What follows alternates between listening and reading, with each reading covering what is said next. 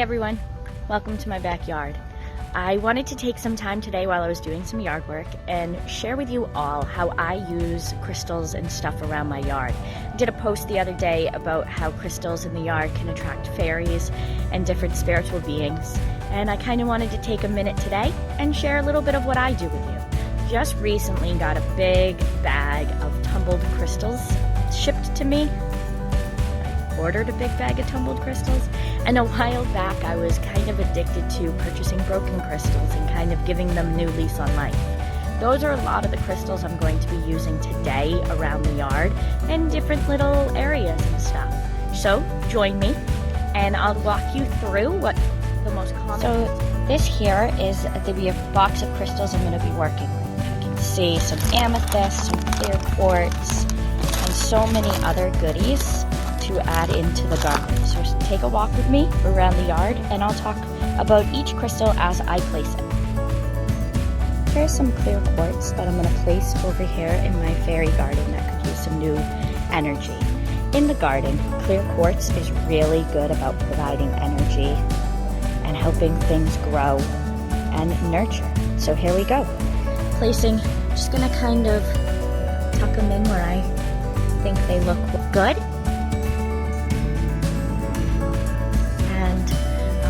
Add some more and I'll show you guys what it looks like.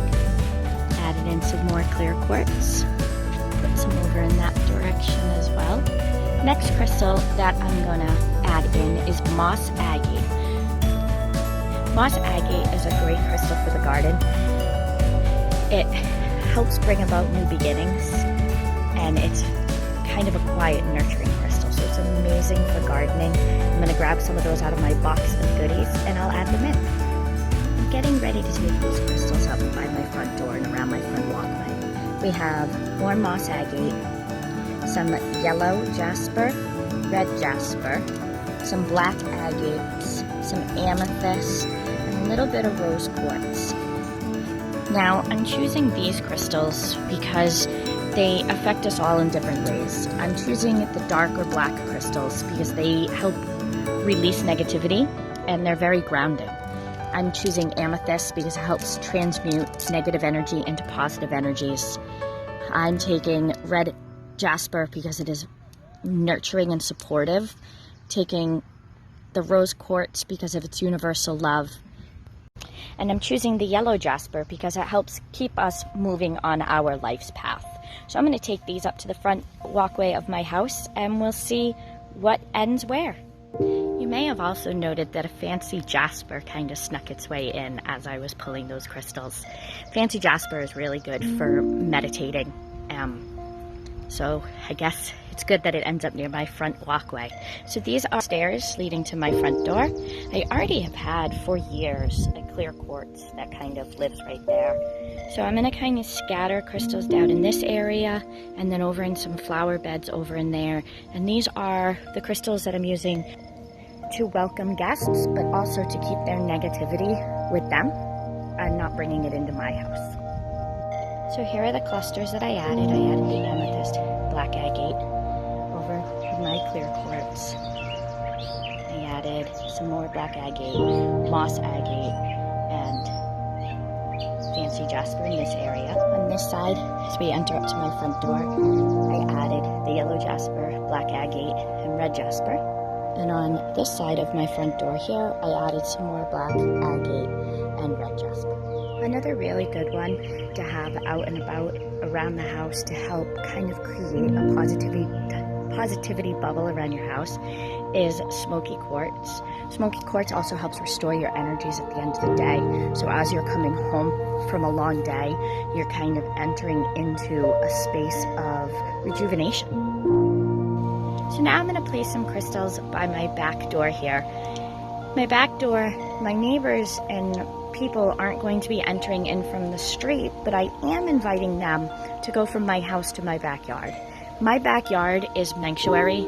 It's my calming place. It's where I garden, I sit, and I spend a lot.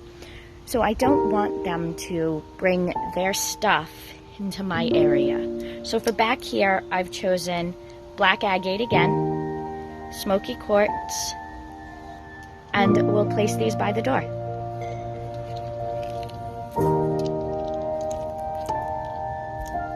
Crystals like carnelian, citrine, lapis lazuli, blue lace agate all absolutely have places around the yard. Citrine is going to bring joy, so it's going to keep your space a joyful space. Carnelian is going to bring creativity and a little boost of confidence. Blue lace agate is going to bring some calming and peace to the area. Then there's crystals like rose quartz who have kind of universal love. Envelop your house in love. For prosperity, throw in some tiger's eye, some green aventurine. Kind of make your own little magic with it. If you have any questions about crystals in your yard and what you should and maybe shouldn't use, feel free to comment below. I'm sure I'm not the only one in the group who has done crystals in the garden before. Before I go, I'm gonna go add some more crystals over to my little fairy garden, and I'll show you guys the finished product. So here's some finished product of my fairy garden area. You can see I added a lot more colorful things. So fairies love kind of anything you want to give them. They typically aren't too picky. They love shiny things. They love little things that are easy for them to work with and pick up.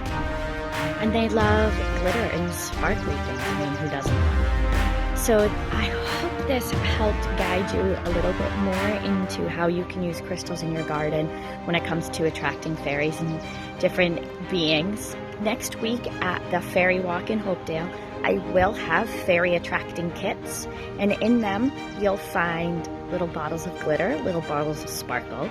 You'll find different crystals and more goodies that will help attract fairies to your yard. If you have any questions, don't hesitate to reach out. Enjoy the day, and